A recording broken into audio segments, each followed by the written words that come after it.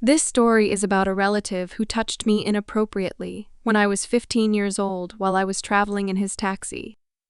Welcome to a life nevermore, a public diary for private pain. Here goes the story. When I was about 15 years old, I was in a taxi driven by a relative in his mid-40s.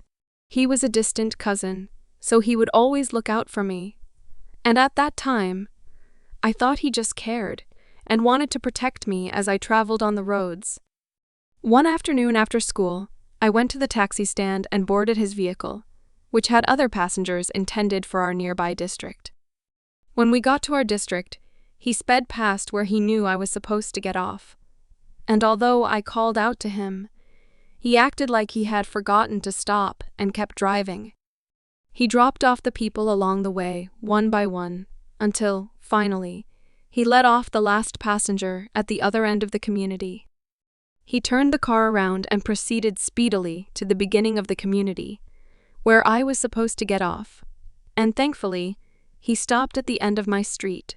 I was a little furious, but delighted he stopped nonetheless. In the back of the car, I quickly began crossing from one end of the vehicle to exit on the safe side towards my street, and that's when the unthinkable happened.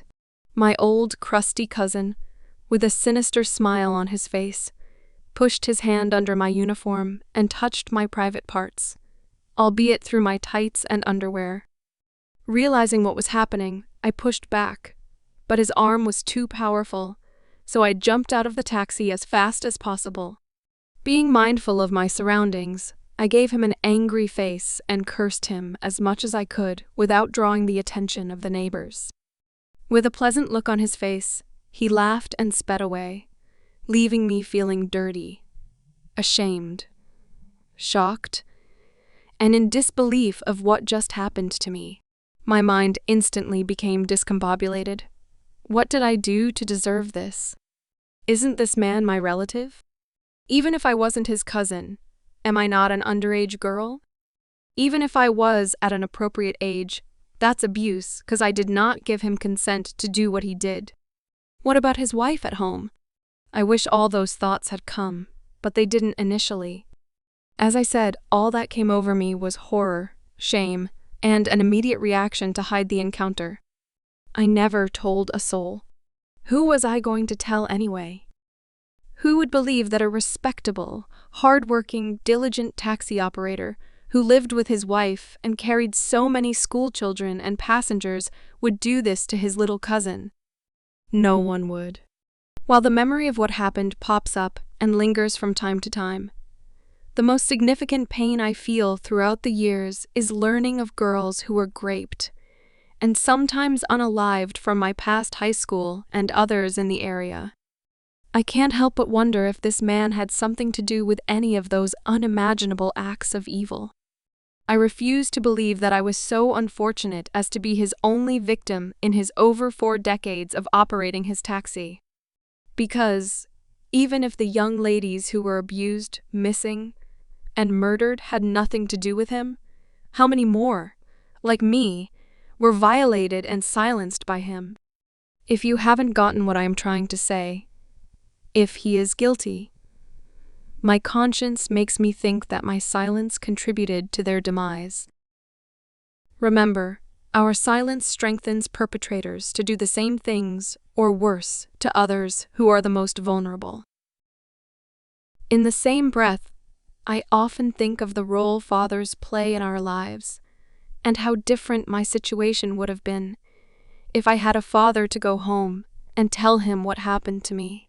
Heck, I am convinced that the chances of this happening would be slim to none because the perpetrator would be fully aware that I have my father, my protector, at home.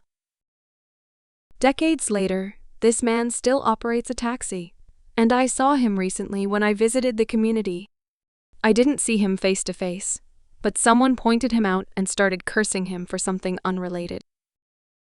I genuinely hope there were no more victims, but I am not naive enough to think that I was his only victim, nor do I believe that he was the only taxi man who molested children. The latter thought inflames my heart. I want to end by encouraging victims to speak up and speak out against those who prey on especially children's innocence. Again, your silence empowers the perpetrators.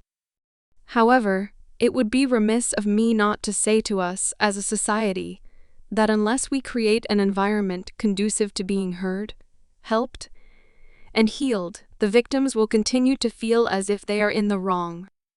In contrast, the monsters continue to benefit from their victims' silence and society's support. After hearing my story, I hope you will create an atmosphere where your children can freely communicate about everything happening in their lives, even if they are as uncomfortable as this one. Thanks for watching A Life Nevermore, a public diary for private pain. For more engaging content, remember to like, share, and subscribe. I will see you in the next video. In the meantime, check out the video where I shared a story about Hurricane Gilbert, 1988, the scapegoat for my pain.